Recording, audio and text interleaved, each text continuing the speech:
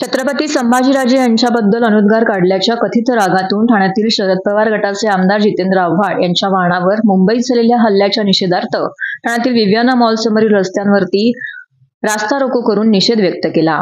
दरम्यान आपण आपल्या वक्तव्यावरती ठाम असून मेलो तरी माफी मागणार नाही अशी प्रतिक्रिया जितेंद्र आव्हाड यांनी दिली। आपल्या गाडीवर हल्ला करणारे तिघेच जण आहेत। माझ्याकडे 4 पोलीस आणि त्यांच्याकडे 40 गोळ्या होत्या।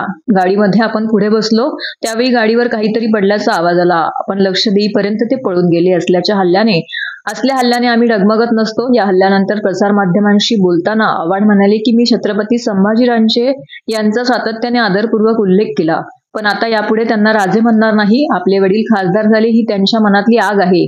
त्यांच्या वडिलांनी त्याचा निषेध केला। आपण मेलो तरी माफी मागणार नाही। त्यांनीच महाराष्ट्राची माफी मागावी असंही आव्हाड म्हणाले। दरम्यान आव्हाड यांच्या वाहनांवरील हल्ल्याच्या निषेधार्थ मुंबऱ्यात अमृतनगर भागात दुपारी ठाणे महानगरपालिकेचे विरोधी पक्षनेते शानू पठाण आणि मर्जिया पठाण यांनी रास्ता रोको आंदोलन केले।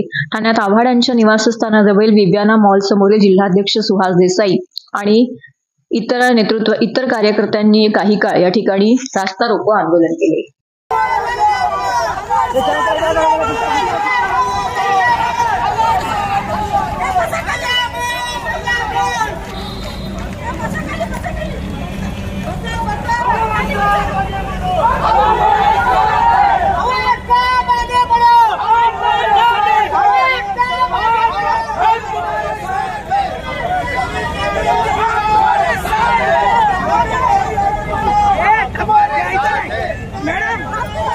बिल्कुल हाथ लावू नका।